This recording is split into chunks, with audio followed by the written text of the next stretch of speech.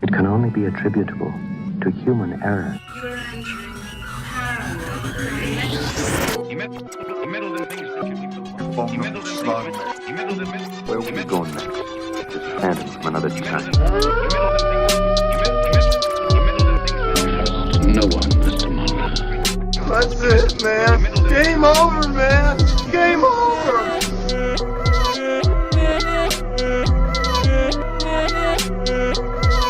That is one big pile of shit. Hello, everybody, and welcome to Cryptid Campfire.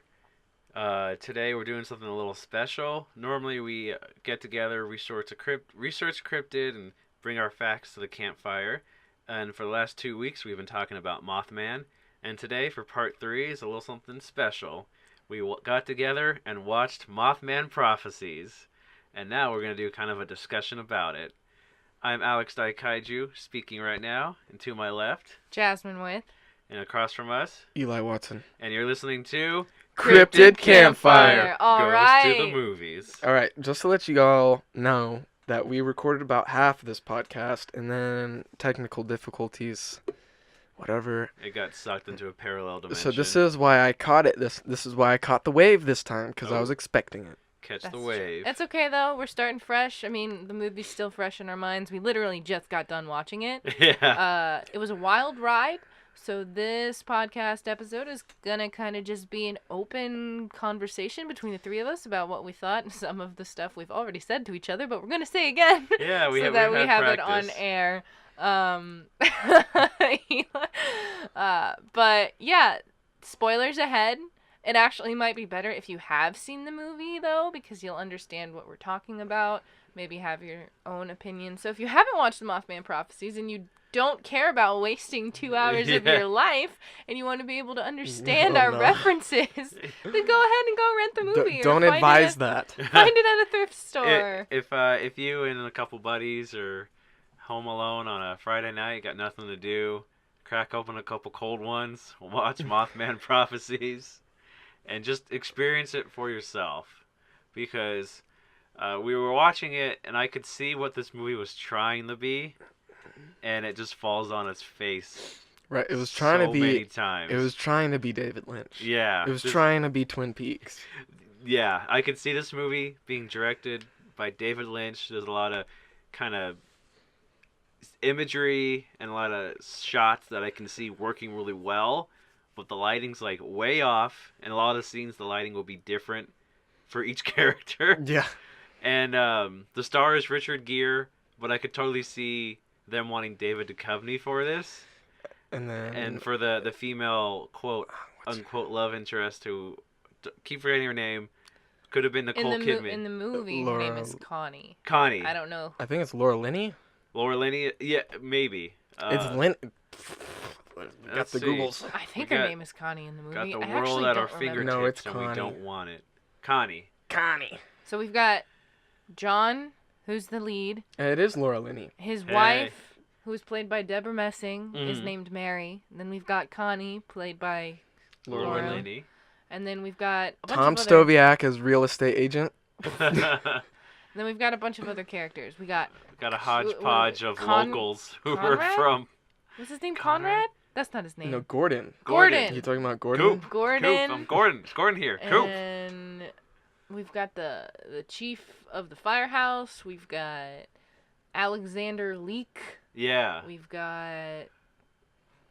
That's There- about it for main characters. But Oh, we've there's got... a guy in a red jacket who shows up Yeah. Yeah, one the guy. scene unacknowledged, and then he shows up like 20 minutes later, and they're like walking down the street talking to him. Yeah, it's so weird. But- his subplot got axed real quick. Yeah, you would think the Mothman would be a heavy character in this movie, but not. He wasn't really. I mean, they kind of went with the idea that the Mothman is one of many species of creatures that is like this. But then the first time they see it, they kind of like try to debunk it as like Yeah. a tumor in the brain. Well, what's great is well, I'll make this scene, and then maybe we can try to do a synopsis of the movie. But there's a part where Richard Gere goes to an expert, quote unquote, in Chicago, who he's like, so what is Mothman? What is these things? He's like, they could be harbingers of doom, trying to warn us. But where are they from? I don't know. What do they want? I don't know. What do you think it means for all of us? I don't know. What do you think the plot of this movie is? I don't know. Basically. And then he comes back to him, and he's Yeah. like, my wife left me. Yeah, my and kids he's got a left me." completely different story to tell him. So that guy is completely schizophrenic when it comes Right. to the info he doles out. It's crazy because the first 20 minutes of the movie seems like it should be a short film Right. that is going to end soon. Because basically what it is we got John and Mary, they're in love, they buy a house. That's literally like the first 10 minutes. What's his name, John? His John. name's John in the movie. John Klein. And then Calvin Klein? And then Yeah. as they're driving back to their current house, she sees the Mothman, she's driving, so she crashes the car, slams her head against the windshield, and because of that, we go to the hospital where we find out that she has a brain tumor, and then she dies, but in a really weird way because you think she's about to die when he's in the hospital She room. has this really nice death scene, and then it It's cuts to him at his house getting a phone call that she's died. Right, she weird. dies off screen, It doesn't make which any is like sense. whack. And then from there, he somehow... 2 years later. Yeah. After Yeah, her they go to death. two- Yeah, that's right. 2 years later, he somehow ends up in Point Pleasant. Literally, he doesn't know how. He's driving to where? I forget. He's supposed Richmond. He's supposed to be going to Richmond because he's a reporter for the Washington Post, and he's supposed to be on assignment to follow this senator who might be a candidate for the Democratic Party for the upcoming election. Who knows?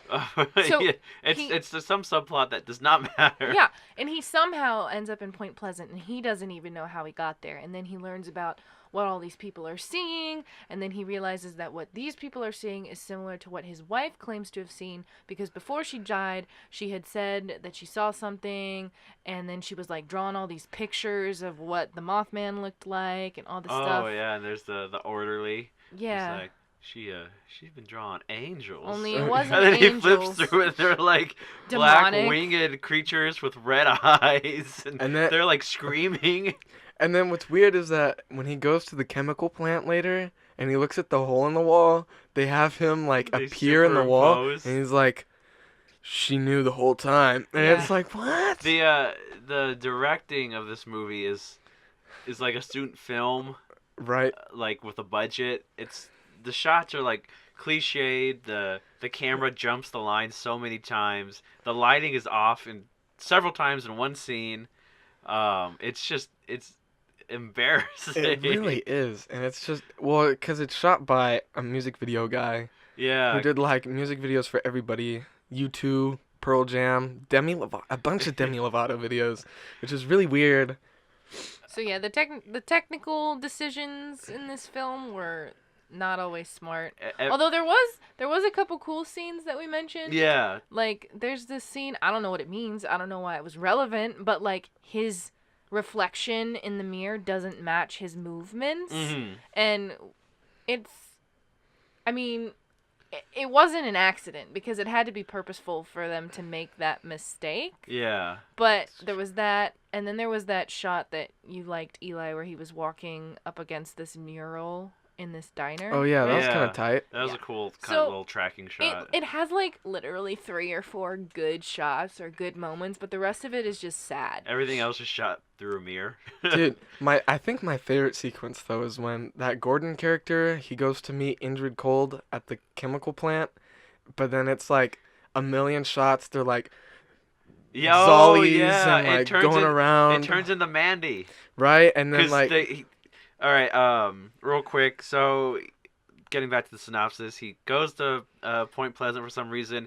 His car breaks down, knocks on the door of the first house, and they pull a gun on him. no, they're like, we've been waiting for you, and Yeah. then they pull him in. Pull a gun, stick him in the shower, which is like super like Lynchian, Right? but done by someone who doesn't have any artistic skill Right. to pull off that scene.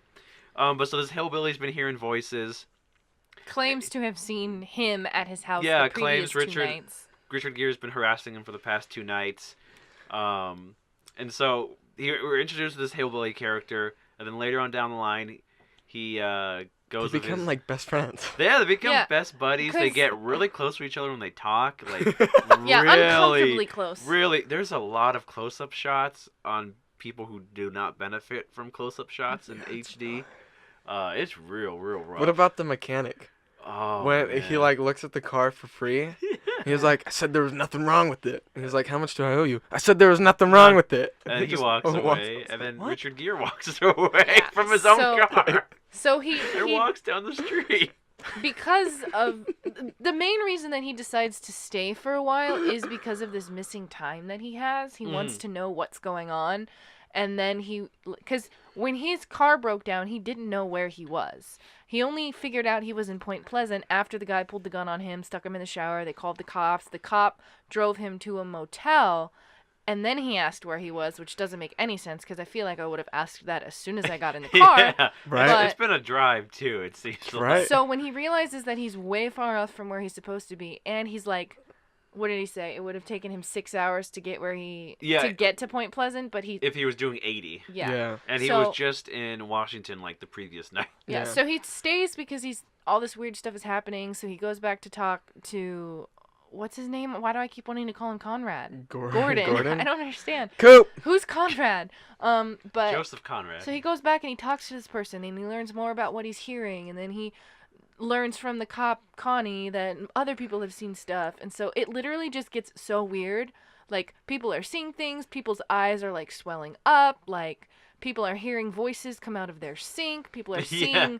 people are seeing the Mothman in their yard. That's literally what the like bulk of the movie is just weird things happening. To weird looking people. Yeah.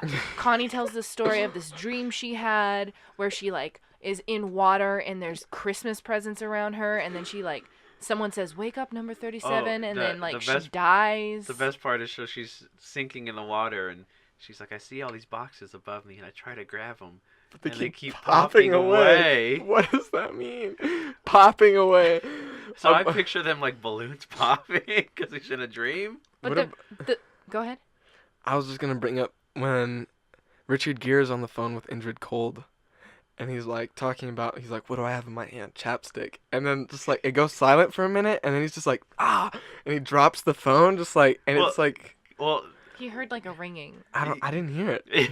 they forgot to add in the sharp sound that he reacts to, but he puts his hand in the drawer. So, if you guys remember from our last couple of podcasts, we talk about Indrid Cold. Yeah. He It's makes kind an of an appearance. interesting character in the Mothman mythology with Point Pleasant.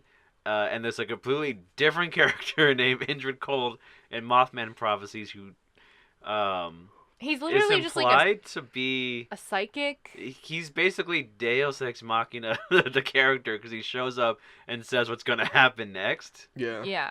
He's kind of like the person who gives these people these premonitions and these hillbillies these visions of Yeah, disasters. because he shows up to Gordon and he's like 300 dead, equator, and then the next day it's like You dig? There's an earthquake. in Ecuador, Yeah. and it's just like, 'Cause what did you want him to do about every other disaster's been like a plane crash or a car crash or something that's like, maybe you could like, I don't know, call in a threat and stop it or whatever. And this one's just like 300 dead, earthquake. You dig, man? What, like, and this hillbilly's like, I don't know what to do with this information. Yeah, so there's this kind of weird connection between Indrid Cold talking to Gordon And there's a and giving people premonitions. and there's a throwaway line about people seeing a UFO. it? Oh yeah, that's There's right. like a There's- one line just like, they saw lights in the sky. It's Really? like, when? Yeah. When? Now I'm gonna go talk on the phone. There's a lot of elements that they wanted to connect, but it just doesn't click. Like there's no relation to a lot of the stuff that's happening. Like we've got phone calls being made, like from people that you think you know, and it sounds like their voices, but it's not actually them. You find out. There's missing time, a Men in Black reference to Indrid Cold, Mothman, psychic phenomenon. It's a mess. It's guys. all over. And It's somebody. Somebody saw Blue Velvet, and then a few years later they saw Twin Peaks, and then X-Files came out, and they said we can do that. And John Keel was like, "Hey y'all, did you hear this book I totally factually wrote about the Mothman that only I know about?" I'm like, oh well, we'd like to make that a movie. He's like, okay, that'll be, all right, think of the highest number you can think of. $500 for the rights for my movie. They said, it's a deal. And with that leftover money, we can get David Duchovny and David Lynch. And they both said, pass. Hard pass. So they got the next best thing, the guy who directed Pearl Jam and Demi Lovato music videos. The next best thing. And they got Richard Gere because he wasn't doing anything. And he needed to pay for his new Mazda that he bought. So he said, sure, what the hell? The new Mazda. So far, we've got the 20-minute short film of the husband who loses his wife to brain cancer. And then we've got this huge chunk of literally just weird Vignettes. stuff happening. Like weird shots, weird experiences, weird people, weird visions, weird phone calls. And then we come back to, like, apparently his wife like shows up at Connie's police station asking for him, but he never runs into her, and so now there's this thought: is Connie alive? Or not Connie? Is Mary alive? And it's a big scene that happens off screen. It all the big scenes happen off screen, it except makes for the bridge collapse. No sense. So then at the end, we're like waiting for Mary to call because, according to Indrid Cold, Mary's gonna call at noon on Christmas Eve, and so he's back at his house in DC waiting for this phone call. But then when the phone rings, he decides to tear up the phone and throw it at the wall and all this weird, stupid so stuff. he's waiting there, and it's 11:55, and the phone rings. He picks it up, and it's Connie in Point Pleasant. She's like, "Hey, listen, you do what you gotta do. I support you, but I just want to let you know, here in Point Pleasant, we eat dinner at 6 o'clock. 8 o'clock, we open presents." And he's like, "I can't handle this. I can't do this right now. I'm freaking out." And she's like, you do what you gotta do. He's like, "I don't know." And he hangs up. And then it's 12 o'clock, and he's waiting. And then the phone rings, and he runs away from the phone. And he stares at it for a good, like 30 seconds. 30 seconds to 45 seconds while it rings. And then he's about to reach for it, and it's like, it's the most tenseless scene of tension I've ever seen. This whole movie tries to be like a tense thriller, and there's just no tension. It's so bad. But he's like gonna reach for it, and is doing close-ups on the blinking light. It's line 1, and he just freaks out and grabs the phone and smashes it against the wall. But he does go back to Point Pleasant, and this is the only time that I kind of was like, oh, I get it. Like, this part makes sense, and I kind of like it. So he goes back to Point Pleasant. It's Christmas Eve, but something's wrong with the traffic lights, so he gets stuck just before his car gets on the bridge. And this is when we were kind of like, oh, so this is going to be where the Silver Bridge collapses, which happened many years prior to when this movie is supposed to be taking place. Happened in, like, 1966, 1967. Yeah. But this takes place in 2002 or 2003, because you figure maybe 2002 is when his wife died, cut to 2 years later. Because I think they mentioned 2004 presidential race. The presidential race. Yeah. Oh, yeah. So he's on the bridge, and, well, he's about to be on the bridge. His car is stopped before it actually gets on the bridge, but the bridge is, like, full of cars and people. And he finally makes the connection because he had an earlier phone call from Indrid Cold saying that there was going to be a disaster on the Ohio River, and he assumed it was going to be the chemical plant, so he tried to warn everybody, and nothing happened at the chemical plant, so that was super awkward. Yeah. But then he makes the connection, oh my gosh, this bridge, something is going to happen. So he tries to get everybody off the bridge, but he doesn't get there in time. I mean, some people get off, some people escape, but unfortunately, 36 people die. And what's crazy, and this is the part that I like if anything in the movie connects, it's these two things. Because earlier in the film, Connie was telling us about this dream she had where she was in the water, presents were floating around her, and she felt like she was dying, and she let go, but she heard someone say, "Wake up, number 37." And so when they're sitting by the bridge, now John had jumped into the water to save Connie. So he jumped off the bridge. He jumps off the bridge, and then there's just like one shot where you like think you see feet. Mothman fly away. But he jumps in the water and saves Connie. So they're sitting in the ambulance, and then the chief from the fire department comes up and tells them that they lost 36 people, and then Connie's like, 36? And then all of a sudden And you're he like, oh my says- gosh, the dream makes sense because she was in the water and there are presents floating around her, and today is Christmas Eve, and so there's presents floating in the water, and she could have been number 37, but she was supposed to wake up. And that's literally like the only cool thing from this movie that I took away. I was thinking about it while you guys were talking, though, but, like, it gets even more convoluted because Indrid Cold told him about, disaster on River Ohio, Right. right? Which is the bridge collapse, right? Yeah. Wake Right. up number 37, right? That's And her. then you assume later when whatever his name, Richard Gere, gets that letter that says Connie's going to call you at 12 Christmas Eve, like, and then you have that phone call with Connie at the end at 11:55, and she says that it's not going to be Mary because it's going to sound like Mary, but it's not Mary. Yeah. Like, and that was, like, supposed to be his big test, was, like, he's, like, not going after Mary anymore. He Yeah. chooses, like, another woman, right? He, like, finally moves moves on. on, right? But, like, why would Indrid Cold send both messages? Yeah. I Like, don't know. clearly he chose Richard Gere to come to Point Pleasant, and then at the same time he's trying to take him away from Point Pleasant. Yeah. And also Maybe there's other forces at work. Maybe it's not just... Well, it's weird too because so it's like Indrid Cold is implied to be giving these messages and sending messages, But he's also Well, really creepy and but he's uncomfortable. creepy, but also like it's implied Mary is Had a little trying to lamb? come back to life, or because so Gordon at one point in the movie he passes away. His wife has left him, the kids have left him because he's gone crazy with these messages that he's hearing. He lost his job at the chemical plant, and Richard Gere finds him dead in the forest From exposure. from exposure, and he's like, can you tell how long he's been there? They say it looks like he's been dead for 8 hours, even though he'd gotten a call from Gordon like 4 hours before.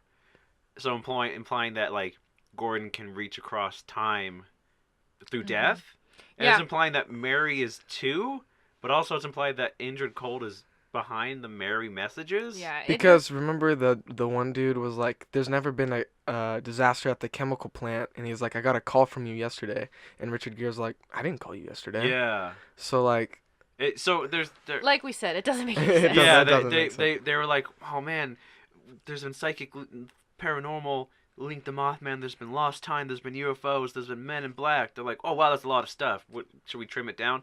No, keep it all. I want it all in. I need it all in the movie. It's Yeah. gotta be like an X-Files movie. They tried too hard to make it a mystery because I understand that mystery, paranormal thrillers, movies like this are supposed to be confusing towards the beginning because you're supposed to not know what's going on. Right. That's To why discover yeah, stuff you're with the supposed to character. discover stuff, keep watching so that it all comes together in the end.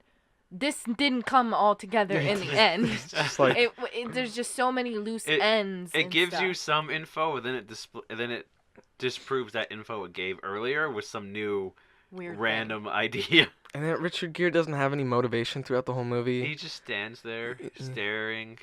Line. There's moments where there's just silence. Like the shot's supposed to be tense and they're supposed to be staring at each other and thinking, but it's just two people like too close to each other staring. I guess also too. Well, we kind of talked about a lot of the negatives of this movie. I figure we talked about some of the positives. Earlier, you mentioned, Eli, you like the scene where Gordon meets Ingrid Cold. Because I felt like we talked about, or was that? I think that we was it- started mentioning on the last recording that was lost Oh. to a parallel dimension. Yeah, that scene where he meets Indrid Cold, and then it turns into Mandy. Yeah, And because then, he drives a pickup truck into like an abandoned factory setting. And then the lighting goes all The lighting goes red. red, and he pulls out a chainsaw. And Indrid Cold pulls out a bigger chainsaw. But like all the weird shots where it's like panning in and out, and then it's like going all the way around his car, and then Yeah, he's like it's like glitching quick back cut, and forth, yeah. and it's like, I think that's like my favorite that scene. that because scene it's worked just- well out of the other 55 out of place quick cut scenes. But like you said, this is a movie is like if Close Encounters didn't follow Richard Dreyfuss. Yeah, if It's it like- followed other people who were trying to figure out what Richard Dreyfuss what wavelength he was Right. on. but it's just kind of boring people. It would have been so much better if they would have just chosen to focus on a couple of the aspects of the Mothman Yeah, it's too much. You can't- mythology. They tried to fit everything, Yeah. but they tried to rearrange everything into a coherent story when there kind of already is. Yeah. Like, leave out the apparent John visiting the 2 nights previous. Leave out the people's eyes getting damaged and weird stuff like that. Like, leave out the weird Mary stuff. Because that, like, his heartbreak is supposed to fuel him through the rest of the movie, yeah, but, like, what is all this weird stuff where she's, like, coming back 2 whole years later?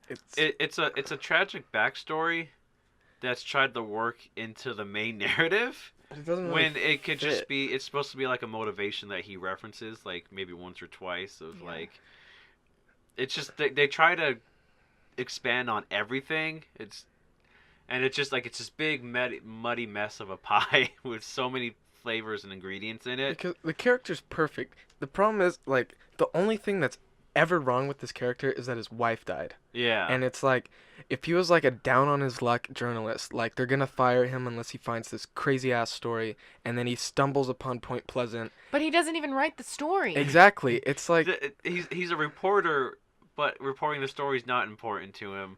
It's a town that's suffering weird things, but nobody wants to investigate it. It's like nobody cares.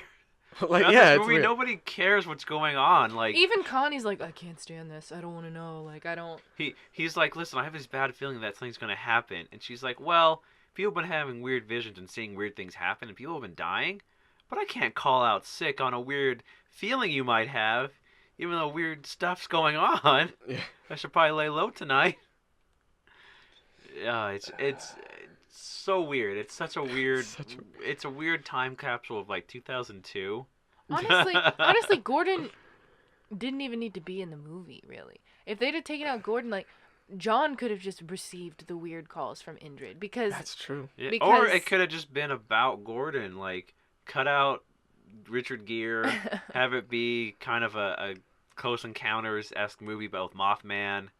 Because Gordon's storyline basically is Close Encounters, because his wife leaves Well, him. it's weird too It's like- because you figure like, oh, we'll make a movie about Mothman, about Point Pleasant. Let's have it be about a guy who's from DC and just visits. Yeah. Like you have the characters that live in the town and they're treated like second characters. That's true. So it's basically if you had Close Encounters, but instead of following the Richard Dreyfuss and his journey, it's about a reporter who shows up from like Nebraska, and is like and he just sees the aftermath of the potatoes. Yeah. And just sees the aftermath of the UFO flying off. Yeah. And you're like, oh, I feel like that would have been really cool to watch from someone who has something to gain or lose from this phenomenon. Like, all the important stuff happens off screen. Yeah. It's like... They blew their budget on the quickly cut bridge scene. On the 1,000 shots in every single scene. Yeah. The bridge scene did get me emotionally, because it's hard to remember that actually happened and more than 36 people actually died. So It was 46? It was 46, yeah. That actually died. So they took out 10 because They the cut off MPAA could not allow that many deaths in one movie without it getting a heavy R. But It's garbage. they just needed to... I don't know the word for this hand motion that I'm making. Consolidate the... I'm Howard Dvorkin, and this is Consolidated Credit. They just Hello needed to, there. like, they'd focus on one thing, like, narrow it down. Like, there was just too much going on. It had a lot of potential. Yeah, it really did. It's wanting to have your cake and eat it too when it comes to like making a paranormal thriller about a man going through heartbreak, but also another man losing his family off screen to the Mothman Prophecies. But I gotta say, it was fun watching the movie together. Yeah, Yeah, it was fun. this was kind of like a fun kind of cap off the Mothman trilogy that we did, and we were like, oh, you know what, we'll do Mothman part 1, part 2, part 3. We should watch Mothman Prophecies after doing the research, and realizing that all that research we did got thrown out the window Yeah, for it this really movie. did. Like, there was, like, maybe 1 or 2 connections to, like, throughout the movie. I was like, did you guys read about that in your research? Did that really happen? Is that a thing? really? Did Most this of the movie time? just try to make Indrid Cold cool? Yeah, most of the time because the answer that's was the man no. who showed up to a newspaper and was shocked by a pen and Right. ran off screaming. Like, And here he's delivering cryptid messages and Yeah. only peering in the shadows Yeah. and may or may not be behind these tragedies. Yeah, it makes no sense. So, But it was a fun time. Yeah, I think it'd be fun every so often if we kind of do some more movie reviews randomly. If you guys enjoy this episode, we hope you enjoyed it because we had a lot of fun watching the movie, talking about the movie, and then re-talking about the movie after the first recording was destroyed. So I guess, it's funny, we were looking it up. So the director is a guy who mostly did music videos, directed some other movies that I had never seen. I found out he has a cameo. He's the bartender who turns up, turns up that's the TV. Because, Oh, Richard Gere is okay. just randomly in a bar taking a shot that he doesn't pay for. Yeah. And then the TV kicks something on about, like, a tragedy, a plane crash. He's like, turn it up, turn it up, turn it up. And the camera... No. That was earlier. Oh, was that earlier? That was earlier in the This diner movie's with already Gordon. blending. Okay, sorry. Earlier in is the where- diner with Gordon is when we saw the tragedy plane crash. In the bar with Richard Gere It's by the, himself, the it's when senator. he thinks it's about to be a news broadcast about the disaster at the chemical plant because He misreads he gets a prophecy of, like, there's going to be a tragedy on the Ohio River, and the plant's, like, on the bank of it, and for Yeah. some reason the senator is going to go there, so his boss is like, go cover this guy even though you've been gone for, like, 3 days from work and I haven't heard from you. Yeah. And so he's in the bar. They're doing the coverage. He's like, turn it up, turn it up, turn it up. And the camera kind of lingers on this kind of fat bartender for longer than it should. And That's the director. cameo. and that's his cameo. But also, I guess he's the voice of Indrid Cold. Oh, is he really? Yeah, that's what IMDb says. Oh. So what out of it's got what, a 6.5 or something? Yeah, I give it a 3, a solid 3. 3 out of what? 5 or 10? 10. Out of 10. So you give it a 3. Yeah. What do you give it, Jasmine? I can't believe I I'm not own gonna this movie. rate it. You only paid $2 for It's it. true. I got it at the Goodwill. Yeah, that's $1 an hour. Yeah. I have no rating. I can't. I'm too indecisive to put it in to tag a number on it. I wouldn't watch it again. Yeah, it's very So- true. Yeah, it's definitely a one-time viewing. I'd give it right now, and where I'm at, I'd give it like a 7 for how entertainingly weird it was for, like, You're so generous.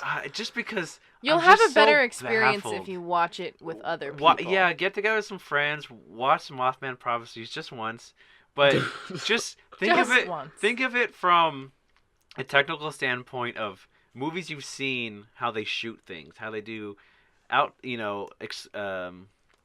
do you call it when it's like the shot of a building, Exterior. exterior shot. It introduces the setting. The exterior shots of these movies are really bizarre. There's transitions that make no sense. Like, watch it from a technical standpoint. Think of it from the director, thinking how it would look in his head. Think of it from the producers who probably were like, give us an X-Files meets Twin Peaks kind of movie. Give us that David Duchovny and that Nicole Kidman. And instead you get Richard Gere and Laura Linney. Laura Linney. And it's funny, the cover of the DVD, he kind of looks like David Duchovny. The lighting on it kind of changes his features a little bit. Yeah. So you could kind of trick people into thinking it's like a... And I think my favorite shot in the movie is just there's an extended shot of Laura Linney running the camera to her back Oh, yeah. to the front of the house, just so I can assume they could put that in the trailer because it's just a good trailer shot Yeah. that doesn't add anything to the scene. A sense of urgency.